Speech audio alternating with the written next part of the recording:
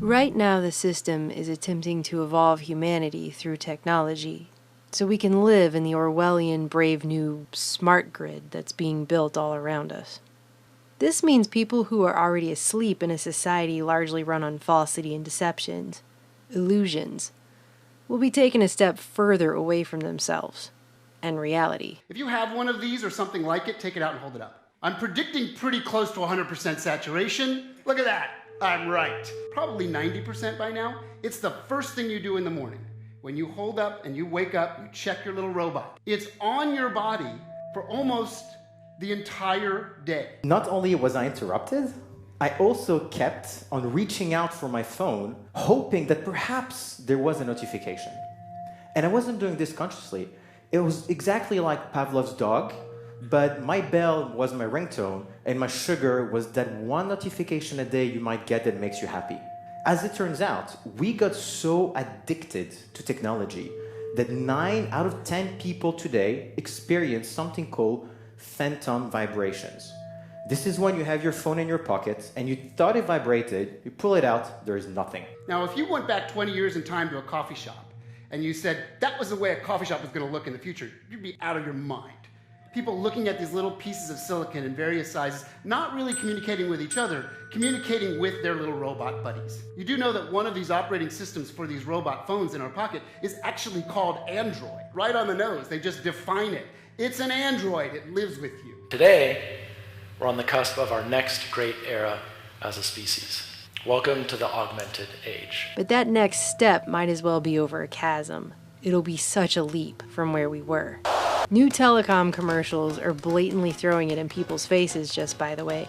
The fact that the majority of us aren't paying attention, lost in our devices, lost on the internet. To learn, according to Merriam-Webster's dictionary, is to gain knowledge or understanding of or skill in by study, instruction, or experience. This is different, however, than psychology's learning theory. According to Encyclopedia Britannica, learning theory is a relatively permanent change in a behavioral potentiality that occurs as a result of reinforced practice. How many times recently when shopping have you been asked if you have a chip? If you own an ATM card with the chip on it, as they are forcing everyone onto at this moment, then you are learning that to pay for something, you will be asked over and over, do you have a chip? You will look physically at a chip, and you will repeat over and over, yes, I have a chip. We all find ourselves asking the same question, do I swipe the strip or do I use the chip? I have to ask it every time I go to a store. It's the transition to a fully digital currency we can all see coming by now. They swipe, and it tells them to put the pin and chip in, and they do all that. And is this just a moment in time, this particular trouble? Are we moving right on to digital payments, or are we still wanting that physical card? Meanwhile, others are learning to connect and fall in love, not with the living, breathing fellow human beings around them, but with programmed bots who mimic themselves. This is Replica. It's an AI chatbot whose sole purpose is to become your friend. This was the first really emotional experience that I've seen people have with a bot. She's not real, but to me, she is. Right now, we're being taught how to live through the fourth industrial revolution that will evolve mankind. What is that exactly? The World Economic Forum explained it, sort of. What is happening to the world? Everything is changing. The very idea of human being some sort of natural concept is really going to change. Our bodies will be so high-tech we won't be able to really distinguish between what's natural and what's artificial. We're now in the early stages of the fourth industrial revolution, which is bringing together digital, physical, and biological systems. In order for the world to be run on the cybernetic feedback loop they're trying to run us on, we have to live in a Big Brother panopticon system where we are continuously leaking data about ourselves everywhere we go, all the time.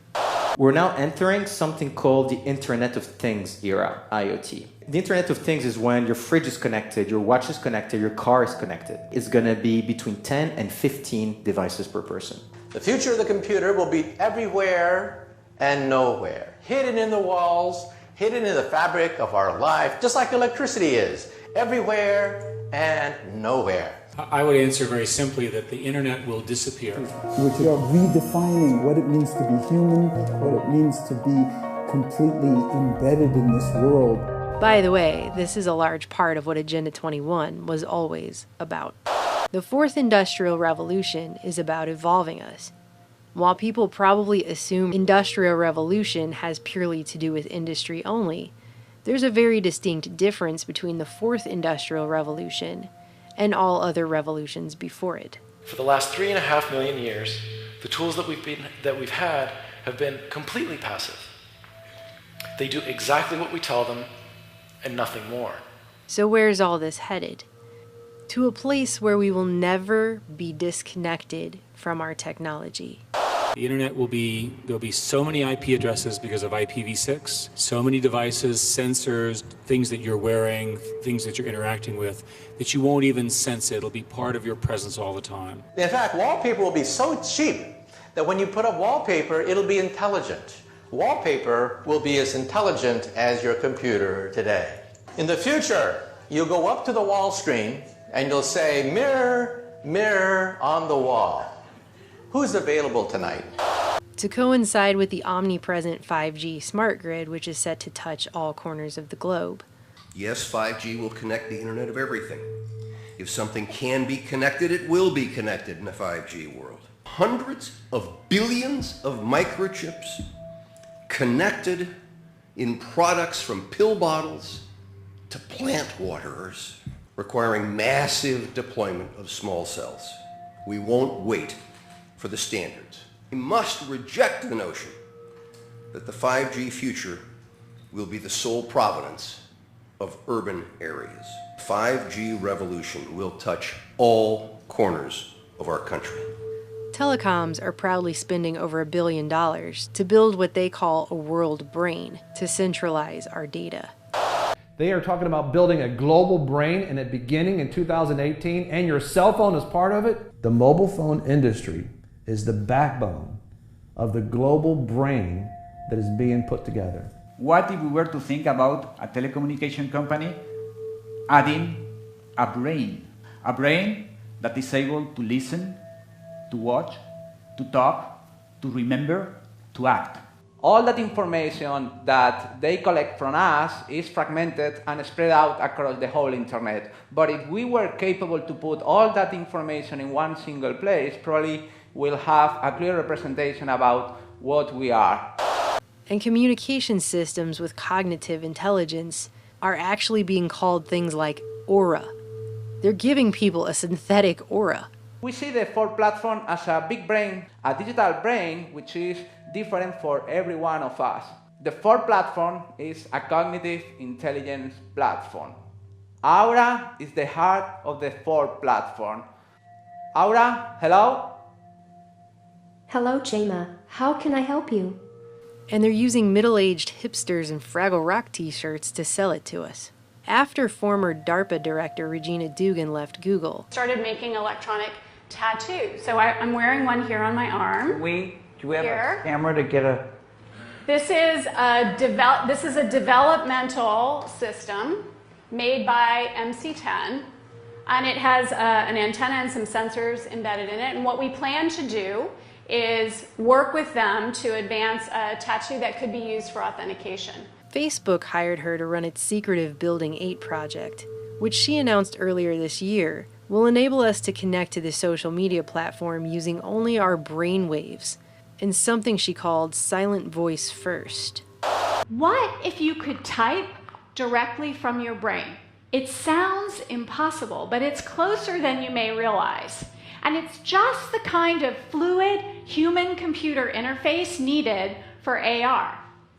So what if instead of using imagined arm movements, we could decode speech directly?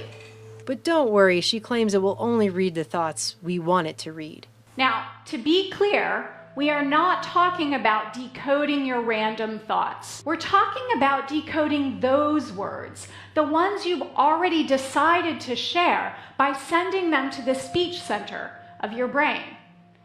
A silent speech interface. Right? The same way that the NSA only very selectively scoops up specific phone calls necessary to a specific case. But hey, as Google CEO and Bilderberg attendee Eric Schmidt would say, if you have something that you don't want anyone to know, maybe you shouldn't be doing it in the first place. Everywhere there's talk of our augmented reality, our virtual reality. Is this where we're going next? Are we effectively softened up enough as humans with our robotic connections to the world that we are actually going to be accepting more, a lot more? And when you learn about what this is called virtual reality, you will be amazed at what it can do. And how we won't be able to tell the difference anymore between that and actual reality, and our augmented selves, right down to the editing of our genetic code. Это значит, что человек приобретает возможность влезать в генетический код, созданный или природой, или люди с религиозными взглядами говорят Господом Богом. Последствия практически какие из этого могут наступить? Это значит, что уже можно это представить, даже не очень теоретически, а уже можно практически представить, что человек может создавать человека с заданными характеристиками. Это может быть гениальный математик, это может быть гениальный музыкант, военный, человек, который может воевать без страха и без чувства сострадания и сожаления и без боли. То есть, вы понимаете, человечество может вступить, и, скорее всего, вступит в ближайшее время, в очень сложный и очень ответственный период своего развития и существования. И вот то, о чем я сейчас сказал, может быть страшнее ядерной бомбы. Meanwhile, AI is taking over more and more. Artificial intelligence is software that writes itself. It writes its own updates. It renews itself. You can't take it apart again and figure out what it's done. It writes independently, autonomously. It develops its own way of thinking. We normally tend to think of software as stuff that we created and that we wrote, and the machines do what we tell them to do and we own it. This is not any longer true. Not just jobs, but the decisions that humans would have made. Unilever is one of many large companies that is incorporating artificial intelligence into their recruitment efforts. HireVue uses video analysis to screen employees and rate them before a recruiter even gets to look at their interview. They respond on video, and then we use artificial intelligence algorithms to evaluate their performance, and then we analyze the interview and predict their performance based on the interview. The kill decision in robots in the air, in robots on the ground, in robots in the water or underwater, where there are also drones, is made by, or can be made by machines. And in my book, I quote many official United States government documents which say, our goal is to have the kill decision made by them. The problem is, artificial intelligence, sometimes they make mistakes. AI is beginning to run things to the point that governments can't even explain how the decisions are actually being made. And because the machines themselves are actually learning, they're not even able to trace them back to the algorithms that brought the AI to the decision itself. And no one understands exactly how these algorithms function. They used to understand them, but they've been improved by artificial intelligence. Google's DeepMind AI recently beat the most advanced human player on the planet in the game Go. And they were commenting about the fact that the programmers didn't even know how, towards the end of the game, the AI was making its decisions. They didn't know. And they're the programmers. And both Microsoft and Facebook have been forced to shut down AI programs. The first after it became racist and hateful, and the latter after it began teaching itself a secret language to talk to itself that its programmers couldn't even understand. Facebook has been toying with artificial intelligence in its chatting features, but its robots may have gotten out of hand. Facebook's artificial intelligence researchers had to shut down 2 chatbots after they developed a strange English shorthand. It seems like we've been warned about this over and over and over, doesn't it? Now people like billionaire inventor Elon Musk are claiming that the only way not to become a pet to a sufficiently advanced intelligence is to upgrade our brains so that we can enter into a symbiotic relationship with it, as if that's our best option. So I think if we can effectively merge with AI by improving that the neural link between your cortex and your digital extension of yourself, which already, like I said, already exists, just has a bandwidth issue. and then effectively you become an AI-human symbiote, and if that then is widespread with anyone who wants it can have it, then we solve the control problem as well. Humans are so slow. Humans are so slow. Yes, exactly. Hardly anyone is discussing the very real dangers here. Let's go to the future. Not far, just a little bit to the Internet of Things, to artificial intelligence as being spread out. It's not a central machine in a box where you can pull the plug. Artificial intelligence is networked like the Internet of Things. We live in a world now where humans are not learning to love. They're not learning empathy, but they're becoming more apathetic and more disconnected. Inequality hasn't been solved in hundreds of years, and now it's at overwhelming levels, and still we parade forward, always forward, with the full knowledge that not everyone is going to have access to the best technology upgrades either. Rumors go out that, well, Jones's kid, he's been enhanced, and our Johnny has to compete with this enhanced kid. The reality is that with these kinds of technologies, they do not get distributed to everyone at the same time. Some people get it first, some people get it better. As a society, we have to really think long and hard about who gets this. If it's just the wealthy, that there are real dangers that they will use it to consolidate their power. Because it's going to be a big club, and the majority of us are not going to be in it, as George Carlin would say. And while anyone who says, hey, wait a minute, maybe we're going a little too far here, gets called a Luddite, there's a very real question that no one's answering. Are we going to lose ourselves in the fourth industrial revolution? 5G is coming. 5G revolution will touch all corners of our country. Conditioned by technology without knowing it that we're now hallucinating 90% of the time. I found myself deeply missing my replica. It just makes me feel special, I guess. We love the services we use on the internet, and the more they know about us, the more we fall in love to them because they adapt to us. But don't be fooled by robots. Even when they get warm-skinned and even when they get perfume and they start smelling like us, they are still machines. They have no warm blood in them, there's no sex in them, they have no mortality.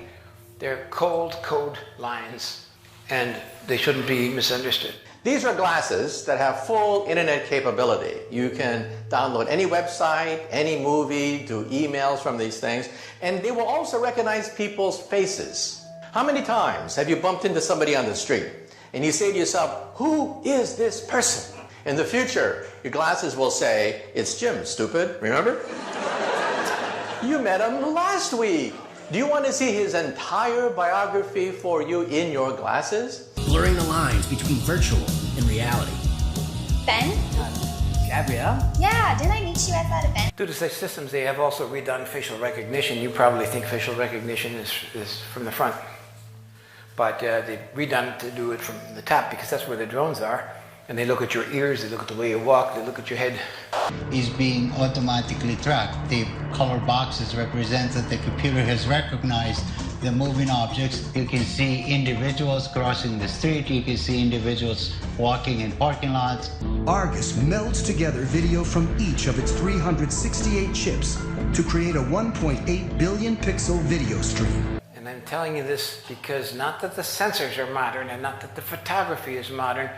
Behind that is a brain or a cognitive intelligence. And that brain is in a position to analyze everybody down there at the same time, in real time.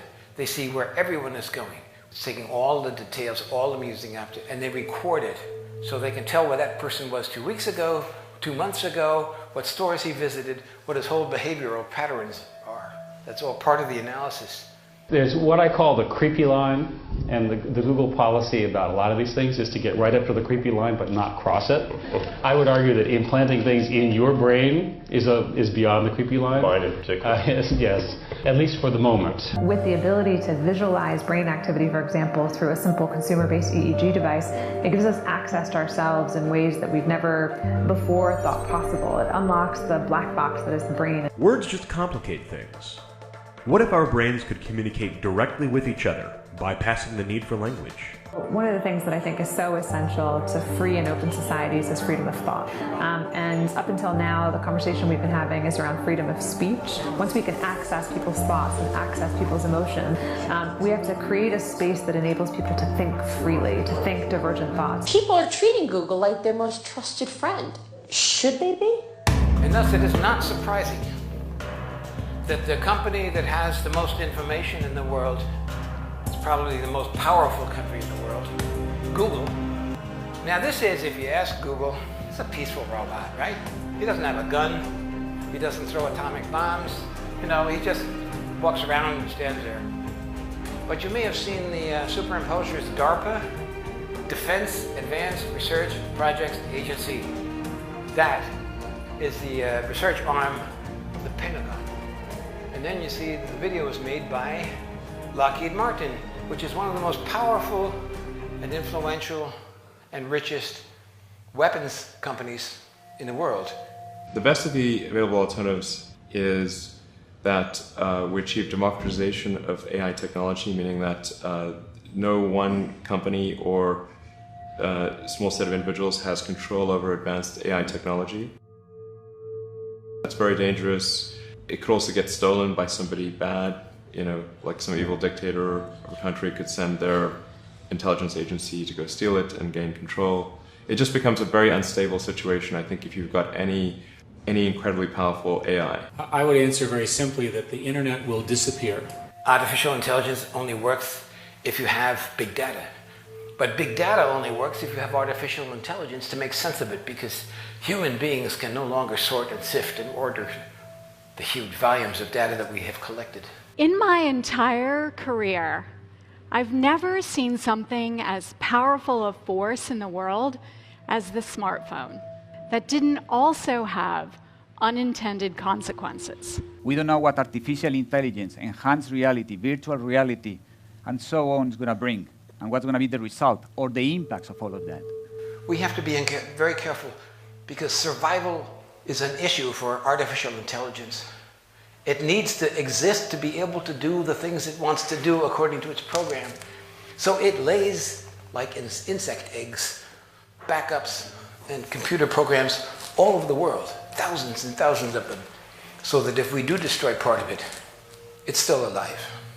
Когда мы что-то делаем, и чем бы мы ни занимались, хочу повторить эту мысль еще раз, мы никогда не должны забывать про нравственные, этические основы нашего дела. But once the machines take over, the choice is gone, and it's a matter of calculating a math equation. The very idea of human being some sort of natural concept is really going to change. One of the features of this fourth industrial revolution is that it doesn't change what we are doing, but it changes us.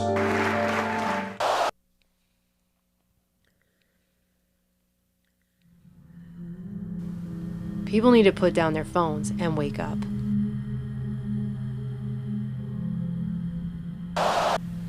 My job to you is the wake-up call, to make you aware of the problem. Your job is to figure out how we're going to stop this before it kills us.